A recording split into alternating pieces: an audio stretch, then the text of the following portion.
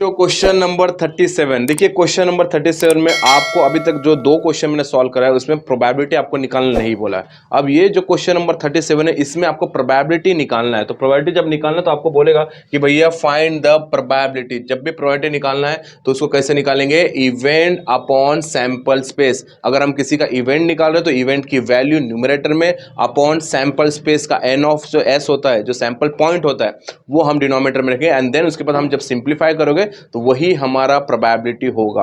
अब देखिए क्वेश्चन बहुत आसान है, करना कैसे ध्यान से देखिए। There are 6 card in a box. एक बॉक्स में 6 कार्ड है, वो कार्ड पे each bearing a number from 0 to 5। उस सब सारे कार्ड के एक एक नंबर, एक एक कार्ड पे नंबर दिया है, नंबर मतलब डिजिट्स दिया है। वो डिजिट कौन कौन से है, तो ये हमारा होगा सैंपल स्पेस 0 1 2 3 4 5। सारे कार्ड पे एक एक डिजिट दिया है और वो 6 कार्ड पे कौन कौन सा डिजिट दिया है, 0 1 2 3 4 5 ये डिजिट दिया है। अब बोला है find the probability of each of the following event that the card drawn show. आपको जब कार्ड ड्रॉ करने बोला तो उनके हिसाब से ये 4 इवेंट दिया है तो उसकी प्रोबेबिलिटी क्या होगी।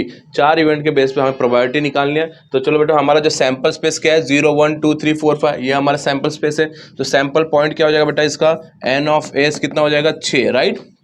कितने इसमें ये वैल्यू है, इसमें 0 1 2 3 4 5, तो हमारा सैंपल स्पेस क्या हो जाएगा, 6। अब देखिए सैंपल पॉइंट क्या हो जाएगा, 6। अब देखिए पहला क्वेश्चन क्या, अ नेचुरल नंबर, मतलब आप बोला है कि जो हम ड्रॉ करेंगे वो ड्रॉ करने के बाद जो कार्ड पे नेचुरल नंबर आना चाहिए तो उसकी प्रोबेबिलिटी क्या होगी। तो सबसे पहले मैं इसको इवेंट ए बोलूंगा। सो इवेंट ए बोला मतलब इसको क्या लिखूंगा, A is equals to natural number. What is the natural number, 0 को छोड़ के बाकी सब नेचुरल नंबर होते हैं, 1 2 3 4 5। तो इसमें हो जाएगा 1 2 3 4 5। मतलब ये इवेंट के लिए जो नेचुरल नंबर बोला गया है तो उसकी प्रोबेबिलिटी क्या होगी, 1 2 3, या 1 चलेगा, 2 चलेगा, 3 चलेगा, 4 चलेगा एंड 5 चलेगा, 0 नहीं चलेगा।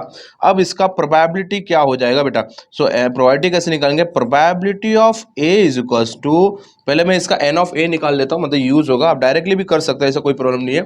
सो ए निकाला आपने, इवेंट का नाम कोई भी डाल सकते हैं आप, इसे ए दे दिया मैंने नाम, और एन ऑफ ए कितना होगा बेटा, इसका n of A is equals to 1 2 3 4 5, तो कितना हो जाएगा 5।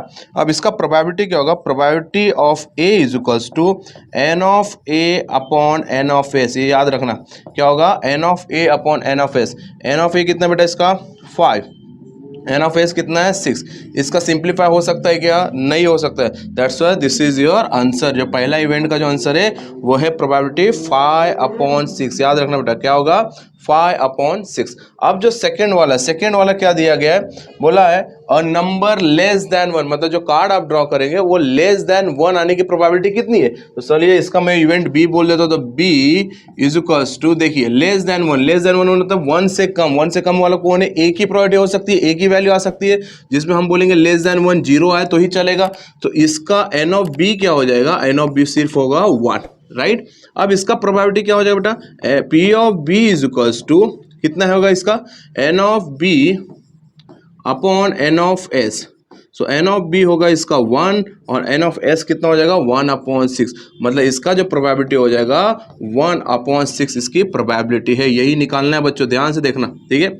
अब नेक्स्ट वाला जो क्वेश्चन है वो दिया है event A whole number start from 0, जिसमें 0 इन्वॉल्व होता है, तो 0 से लेकर इन्फिनिटी तक होल नंबर होता है। तो बच्चा यहाँ पे बोला कि जो कार्ड ड्रॉ करना है वो आपका होल नंबर होना चाहिए। तो मतलब 0 चलेगा, 1 चलेगा, 2 चलेगा, 3 चलेगा, 4 चलेगा एंड 5 भी चलेगा, मतलब सारे नंबर, सारे डिजिट चलेंगे यहाँ पे। तो मैं इसको C नाम दे देता हूँ। तो C 0 1 2 3 4 5, तो एन ऑफ सी कितना हो जाएगा इसका, एन ऑफ सी हो जाएगा 1 2 3 4 5 6। सो पी ऑफ सी हो जाएगा इसका n of C upon n of S, right. तो देखिए इसका क्या, एन ऑफ सी कितना है 6 और एन ऑफ एस कितना है इसका 6, राइट। तो 6 से 6 सिंप्लीफाई कर लो इसको, ये हो जाएगा 1।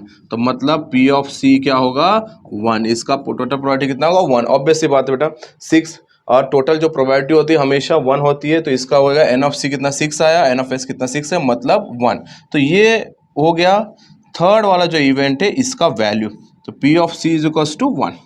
ओके, नाउ लास्ट इवेंट क्या है आपका दिया गया है, लास्ट इवेंट दिया है अ नंबर ग्रेटर देन 5, मतलब जो कार्ड आप ड्रॉ करेंगे वो ग्रेटर देन 5 आना चाहिए। बच्चा मुझे बताओ कोई पॉसिबिलिटी है ग्रेटर देन 5 आने की, नहीं।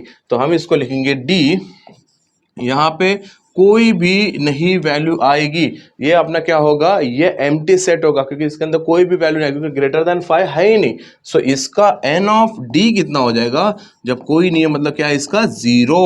सो p ऑफ d क्या बनेगा, p ऑफ d बनेगा n of d upon n of s। सो 0/6 क्या होगा, p of d, p of d हो जाएगा सर 0 प्रोबेबिलिटी है इसका, क्योंकि ग्रेटर देन 5 कोई भी नहीं है। चार इवेंट थे बेटा एक क्वेश्चन में, हमने चारों इवेंट निकाल दिए। देखिए आसानी से इसको सॉल्व कर सकते हैं हम लोग, आप भी इसको सॉल्व कीजिए। ऐसे टाइप के क्वेश्चन आप भी एक दो बार सॉल्व कीजिए, कोई भी क्वेश्चन आ सकता है बट क्वेश्चन इसी से रिलेटेड होगा। चलिए मिलते हैं नेक्स्ट क्वेश्चन में, क्वेश्चन नंबर 38।